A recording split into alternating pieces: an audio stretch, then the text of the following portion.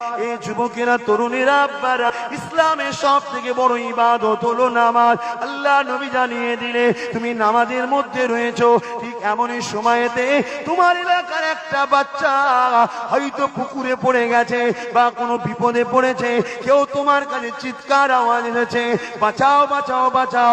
আল্লাহ নবী জানিয়ে দিলে সব থেকে বড় ইবাদত হলো নামাজ। ওই নামাজটা তুমি ছেড়ে দাও, ছেড়ে দিয়ে আগে ওই অসহায় বিপদগ্রস্ত মানুষটাকে উদ্ধার করো, তবেই তুমি ইসলামকে মানলে।